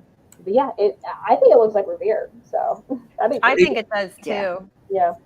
And that like kind Me of too. intensity is kind of how I experienced him when I was there. Like that kind of like really like like the intensity of him. Not that he does anything, he doesn't, but just like that kind of vibe about him, which is that picture too for me. Yeah. I have some evidence here from you guys. Hotspots. Charles's desk and yeah, Charles. Yeah. Yeah. Maybe let's go into talking about the Fosters, and then we'll go into the desk pictures of theirs. Yes. Yeah. So Yes. I'm gonna cover the Fosters. Yeah. So because they're they're two families in the house. So Mel covered the Revere, so I'll cover the Fosters. So Charles and Carolyn's Aunt Carrie moved into the house in the 1880s, so 1881. But like it was a bit of a tragedy to get to this house. So Charles was born in 1842. He marries Emma Thompson in 1869, and they have kids, pretty much right away, as is the course back then. So their first son is Ward. He's born in 1870, but he dies in 1873. So he was only 3 when he passed. And then he has another son named Charles Jr., who unfortunately passes in 1877. So another 3-year-old who passes. So he loses 2 sons at the age of 3, not far apart from each other. So it's quite devastating, obviously. And like also during this time, his wife Emma has tuberculosis. So you can have tuberculosis for a very long time without succumbing to it. So he's got 2 deceased sons, and he has a sick wife. Carolyn, who is his only daughter, is born in 1877. So it's just at this point, it's him, his wife Emma, and Carolyn, and they're in Brooklyn at this point, which I should have mentioned. That's where he worked, and Emma's getting sicker and sicker. So what they decide to do is they decide to rent the Willows, the house, from the Revere family, and spend the season out here. Now the season is the social season. It's 6 months long, so very nice. And they get to go out to the country. So Brooklyn, remember, Brooklyn at this point isn't the best. Like there's no sanitation. The water's probably not great. We're talking horse-drawn carriages, so there's probably poop in the streets a lot. Like if you ever look back at old-timey New York City or Brooklyn pictures, it ain't great. It's very clean now. It was not clean back then. So it's pretty gross. Clean now. Yeah. So they come out to Morristown for the season. Social season, as I mentioned, 6 months long, and it's just for them to get some air, to maybe get out of the city for a bit. So they rent the Willows from 1878 to 1880. Now again, during this time, Emma is sick. Unfortunately, Emma passes away in 1880. so a little bit into the time that they're spending there. And she died of tuberculosis. She wasn't able to succumb to it. Charles was devastated, obviously. So now 2 sons and a wife. So it's just him and Carolyn. And he's like, enough of the city. We're moving out to the house we rented for 6 months, and they move into the Willows in 1881. So Carolyn is 4 years old when her and her father move into the Willows, and I believe Aunt Carrie moves in with them as well. Now, Aunt Carrie was Emma's sister, so somebody to help raise her in like the maternal way. So she lives there with her father for the rest of her life. She never leaves the Willows, and they bought the house for $27,000, give or take, and that's where they spend the rest of their time together. So she was definitely into the social scenes there. Carolyn was as she grew up, and her and Charles were in the farm life together. Charles ran the farm kind of as a hobby farm. He still commuted to Brooklyn every day to work as essentially a stockbroker. So he was in finance. Carolyn went to school. She went to the Miss Dana School, which is basically a finishing school in Morristown. She had a bunch of friends. So that's kind of how they got settled there. And it was, again, this farm was a functional farm. They made butter here and shipped it all over New Jersey and sold fruit and stuff. But yeah, so Carolyn and Charles lived in that house together for a long time until 1927 when Charles passed away, ultimately. We don't know what he passed away from, but there are a few different stories. One was that he died on the hill, like the big hill leading up to the house, that he collapsed one day. Someone said they found him on a fence line. Ultimately, it looked like it was a heart attack. So after Charles, yeah, very sad. I think he was in his 80s at this point, though. So after Charles passes away, Carolyn inherits the farm. She's 50 when he passes. She inherits the farm, and she manages it for the rest of her time. That she has here. She never married. A lot of time. Huh? I said, which was a lot of time. A lot of there. Yeah. A lot of time left. Yeah. No, Exactly. She was engaged at one point. It didn't work out. So, and we have none of her journals. She burned them all. We have one from 1918. But we do know that she was indeed engaged. Didn't work out. She never got engaged again. When you're a woman of a certain means at that time, you don't necessarily need to split your fortune with somebody. So why do it? So she stayed single for the rest of her life, or that I know of. And then she had the farm and, continued to run it and manage it, and then got involved with the park commission later on in life. And that's, she decided to donate it to the park commission upon her death. She bequeathed it to us, and she passed in 1979. So she lived for 100, and she was 102 years old when she died. Wow. You like the story? So it worked, moving from Brooklyn out there to avoid tuberculosis. Yeah. To avoid, good point. It did. Avoid TB. Yeah. Which is interesting The because plan worked. It did. Yeah, they still lived on a farm and they still cultivated milk, which is generally how you get tuberculosis. One of the ways. Exactly. Yeah, it can do. I might have been lucky, Yeah, but it did Anthony, work. The do you plan have worked. those photos, Anthony, of I have a dress of what? the Fosters? Yeah, I put that up before. Let me do it again. Yeah, we did. So that's Charles. That's her dad, looking very Right. bad in his awesome suit. So Charles Foster. So the Fosters in general are related to the Fosters of Foster Beer Company down in Australia. Those were his cousins. Oh wow! I like that beer. It's a good beer. It's a solid It's beer. a good beer. I've never not liked it. Go to Outback Steakhouse and get yourself the Fosters. So that's where they got the money.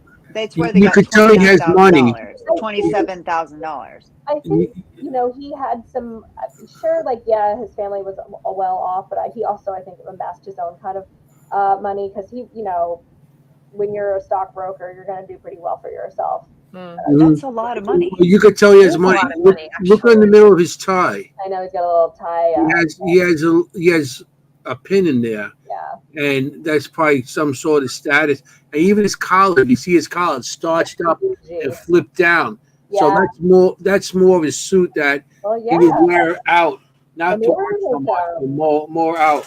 they were friends with a lot of like the well-to-do people in the area. Like they were friends with the Scribners of Scribners Publishing.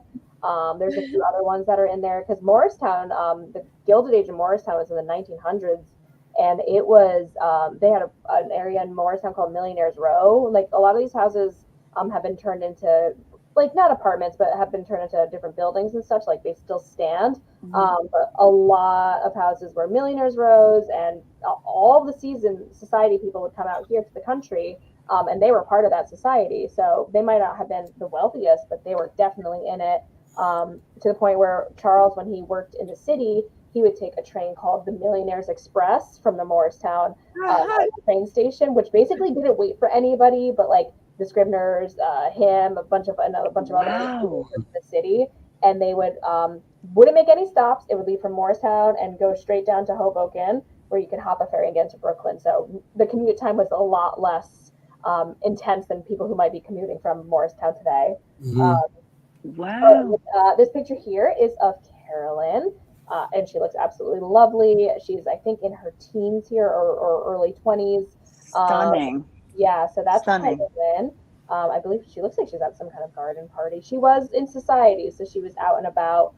She had a lot of friends, and they were always doing, social engagements and things like that. She was very much involved in the town growing up.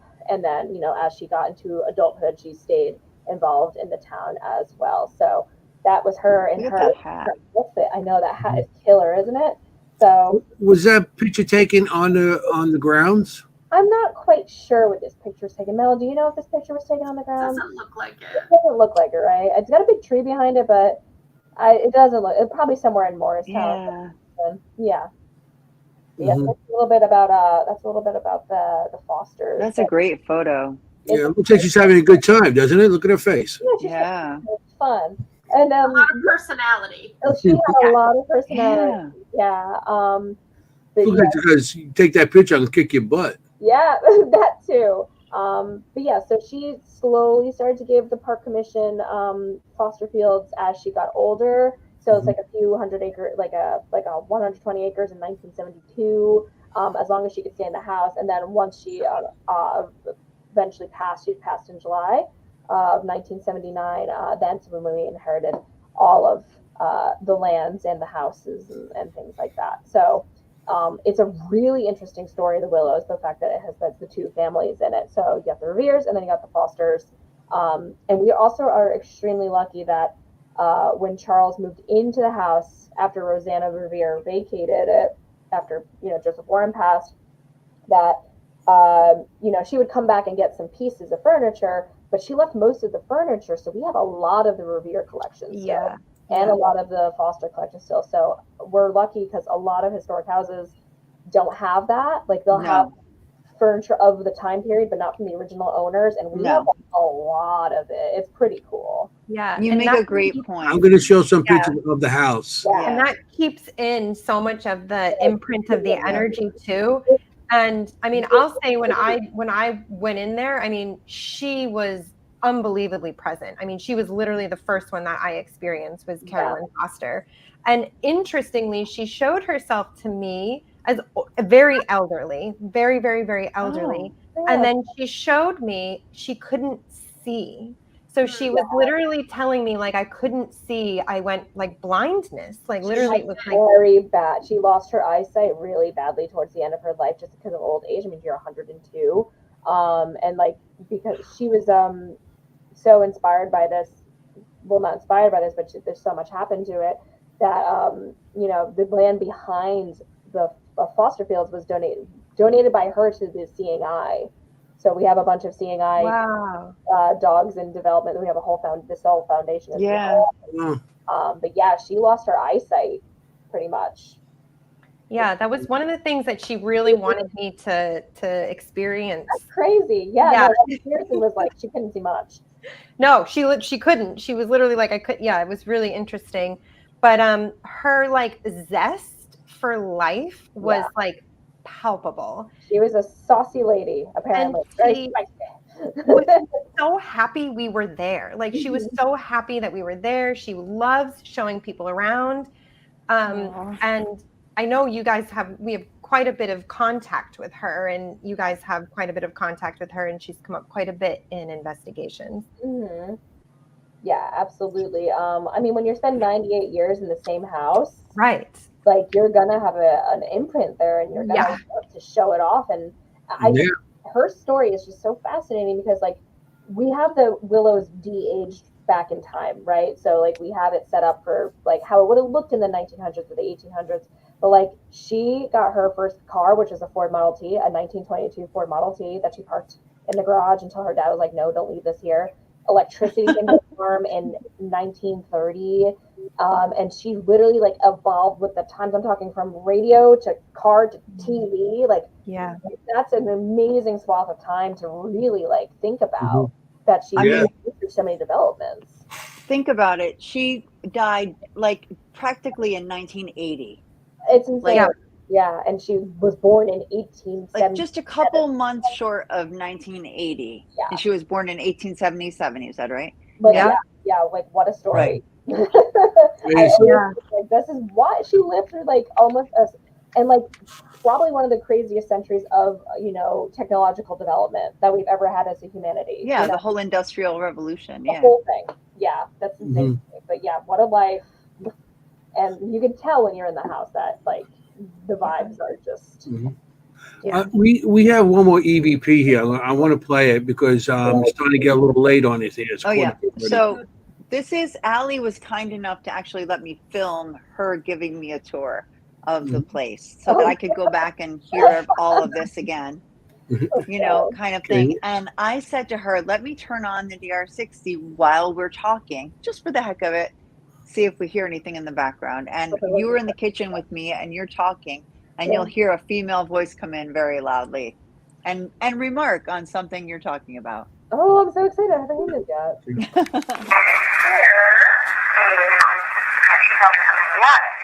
So it's amazing. Everybody's looking for a channel.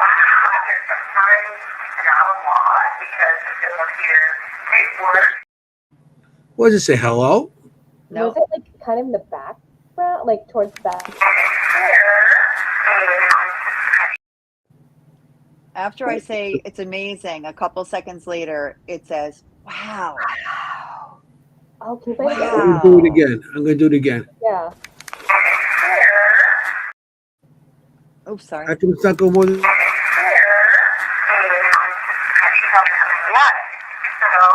amazing. Everybody's looking for a channel. There's some time, not a lot, because if you look here, it works.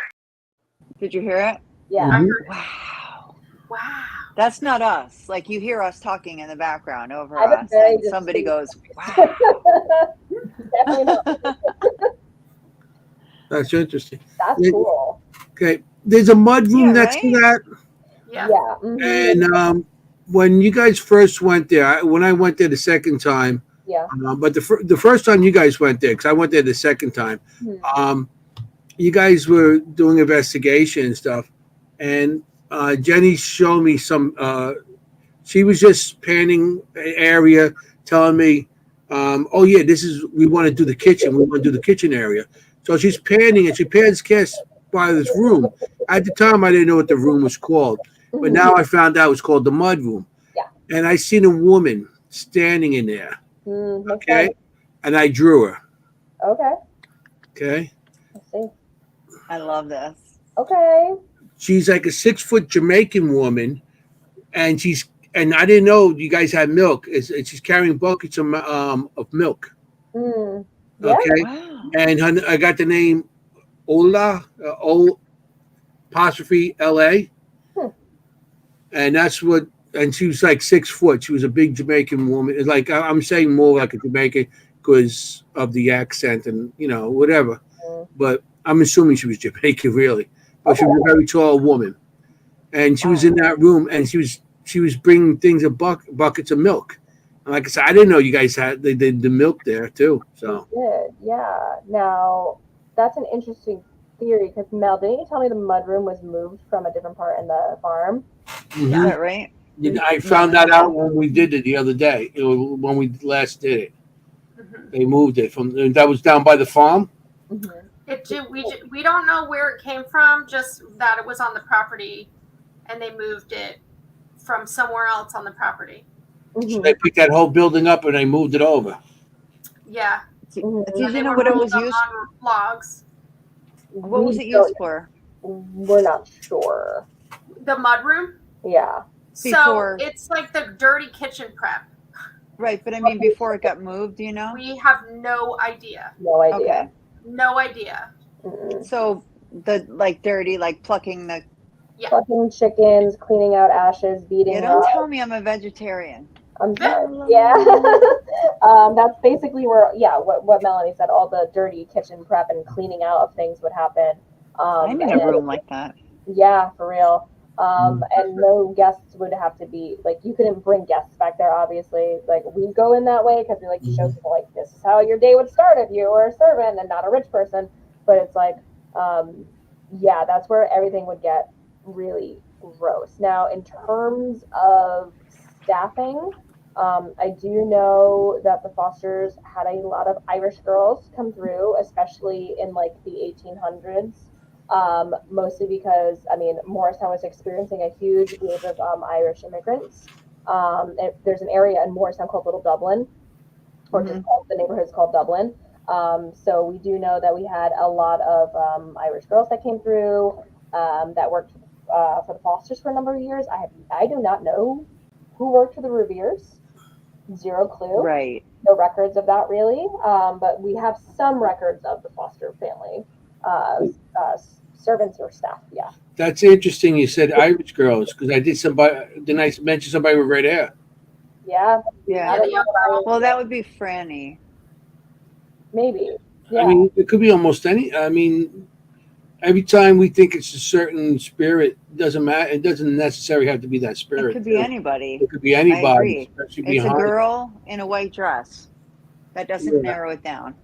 But Girl in the white fact that he dress and said stuff with- that they see her.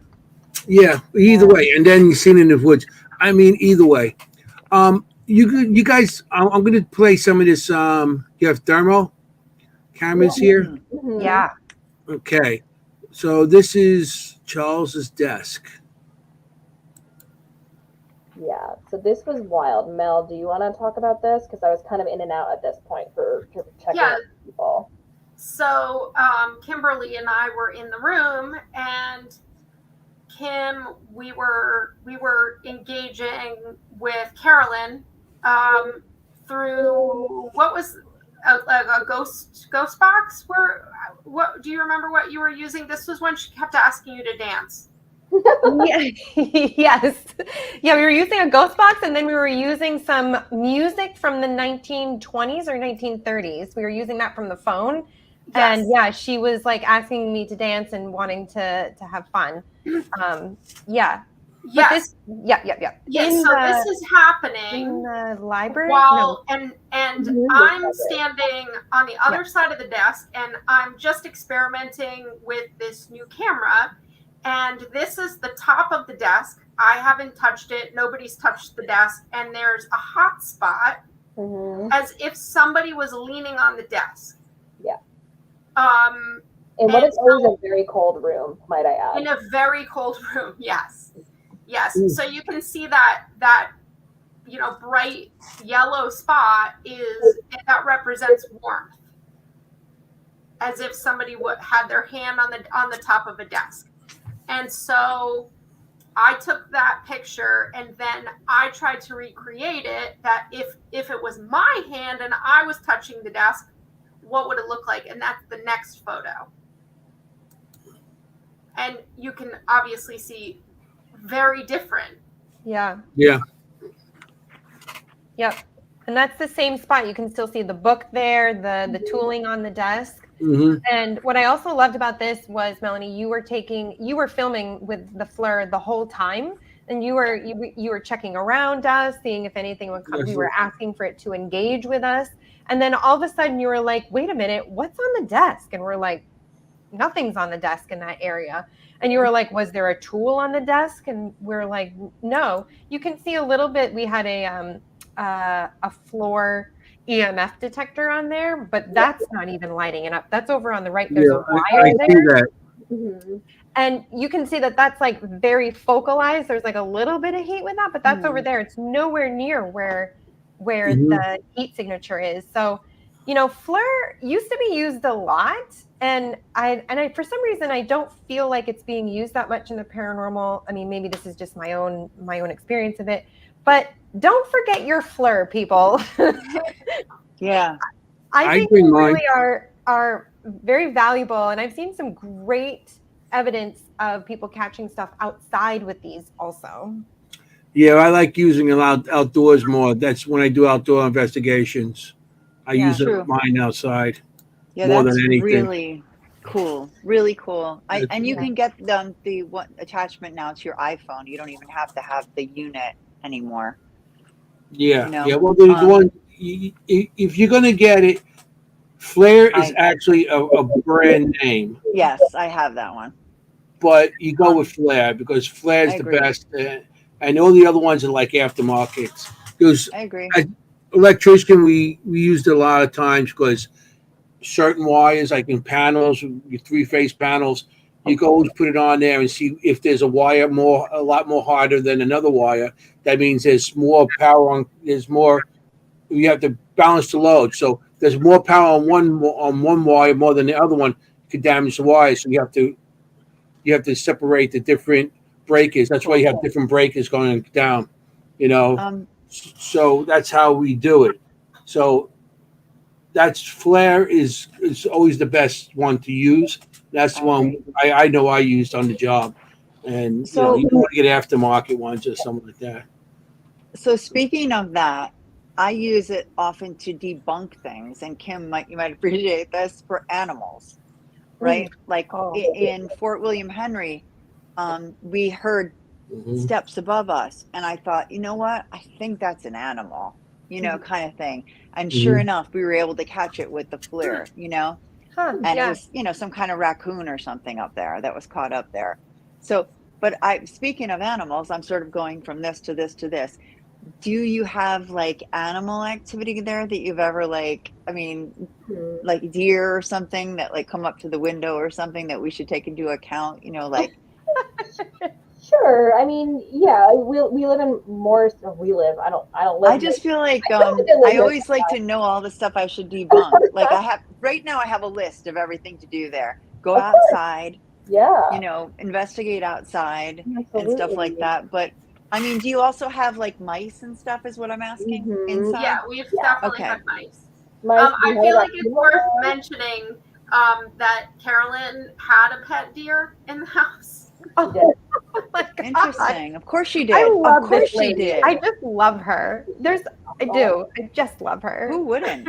No wonder she's fabulous. That's my word. She's just fabulous. Smokes cigars, wore pants. Just out here, never married, had a pet deer. I can't blame her. I love her. And it would run away and go and swim in the local pool, and like it wreaked havoc in the neighborhood. This pet deer. Like your deer is here again. No, but I mean you must have like a lot of times. You think you hear footsteps and stuff, and there's mice or there's other things. Yeah. All right. We got like 8 minutes. So there's other pictures that you want me. I'm just going to go down quick. Some of the pictures of the house. Okay. There's a grandfather clock. Okay. Which they wind once a week. Dressed. Yeah. Oh, that's me. All right. Yes. Fireplaces. I mean, it's a nice location. If anybody in the audience wants to go down and check these places out. Yeah, very cool. That's a wild staircase. Yeah. Yeah. That's the foyer. And that's a staircase going. Does that go to the attic? To the attic. To the attic. Yeah. Okay. Not creepy at all. Not even a little. Not creepy at all. That's the Not creepy at all. Attic photo we were. That's the attic we're looking for. Yes. Okay, that's the haunted attic. That's the attic. I see there's a lot of stuff up there. Maybe up there you got stuff up there because something might be attached to some of that stuff up there. There's a lot of toys up there. Yeah. Oh, right. Okay. There was a sleigh, in the attic. which that sleigh I actually found a picture of another kind of sleigh in the historical book that is about Caroline in the place. Oh, yeah. So that's looking out over the animals Yeah, the that's out on goats and the stuff. sunroom porch. That's Or sitting room porch. I call it the sunroom. yeah. Well, you get an That's idea nice. of how it's up on this hill. Yeah. You know, Mhm. it's so Over grand. the whole farm, essentially. So I Yeah. have to mention quickly that porch door. I found it for both of our investigations. I've come in and the door was open and I had to close it. And Nice. I've been checking every single day, you know, anytime I'm up there to make Oh, sure you're that right, that door's yeah. not open again, Yeah. that it's closed and hasn't been. We were So doing something in there. we'll and you're see like, if it's a "Oh, but what paranormal investigation thing. Yeah. The clasp, I you know, it's just a little off. happened?" Doors are my specialty. I'm gonna take a look at it. Dead serious. Yeah, next time you guys are at Yep. the house, you can look at it because it was driving Mel crazy for a little bit. Yes, yes. Hey, close this. I'm like, I guess. Well, we could put a camera on it too. Put a camera on it before we start. Yes, that's a good idea. I mean, the place is great. I like It's it a lot. amazing. It really Beautiful. is. We're very fortunate to Yeah. have it. And thank you guys. Yeah, you Like- got it. Thank you. Oh, thank for you. being. Do you guys want to bring up any events that are coming up? You want to tell the audience any events that are coming up and the dates and where to find you? We're really excited. So a few of us are going to be out. So I like to try to add a new investigation location every single year. If I can add two, I will.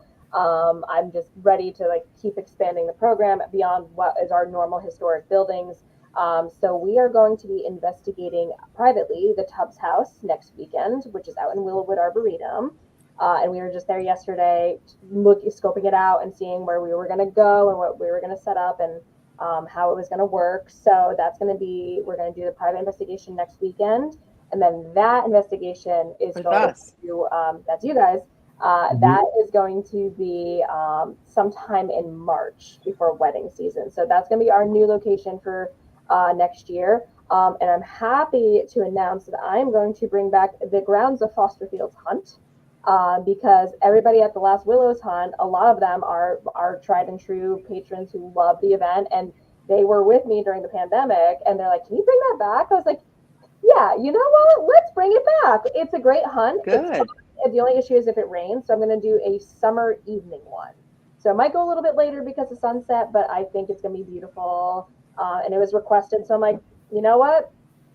It's a good one. The people love it. So we'll do the Tubbs house. We're going to do a summer outdoor one. And then there's going to be two more, I think, in the buildings. But I'm figuring out the dates still. Yeah. Awesome. Cool. And I have to give you guys such a shout out for how well you put together these events. And you know what shows for that is people come again and again. Yeah. They've been coming, they go to the location once, they're there the next time, they're there the next year. So kudos to you guys. I love how you put the respect onto the history, always including that. And they're such a great time. We love doing them. And we have you here next month talking about another location that we That's awesome. That's awesome. Yeah. It's great too because we are noticing people coming back to every time we do something. And I mean it's very cool because they're getting to know us, so we're getting to know them, and they come in and they act like, "Hey, how you doing?" Like they're part of the team and everything, which makes them feel more comfortable. And then if we know them, you throw some equipment their way or whatever, or we do what we could do to make it enjoyable for them also. Yeah, right. And they seem to like it. We love our guests and we love working with you guys because I think me and Melanie were talking about it a few weeks ago, how it's like we're just working with our friends. Yeah, it feels like it. Friends, yeah. That's how we feel too. Trust me, that's exactly how we feel. Yeah. So one more time for the audience who may have come in, that the full name of the location so they can look it up, or where can they find it on a website? Sure. Yeah. So we're currently talking about the Willows Mansion, which is located at Fosterfields Living Historical Farm, which is a park within the Morris County Park Commission. It's a In New Jersey, Morristown, New Jersey, that is. Morristown, New Jersey. We're currently closed, but we opened to the public again in April, and you can find us on morrisparks.net. And we also have Facebook groups and Instagram groups as well. So I'm gonna put that out. Okay. We got 30 seconds left, so perfect. I'm going to say thank you for coming. Thank you for joining us tonight. I want to thank the audience for joining us. Thank you. Remember, See you next week. we got to keep these locations going. So please go to them, and you can enjoy them too. So whatever money they collect, they put towards the locations. So I would like to keep these locations. And remember, be safe out there. You want to look for ghosts. You don't want to be a ghost. I want to say good night to everybody. Good night. Good night. Night. Bye.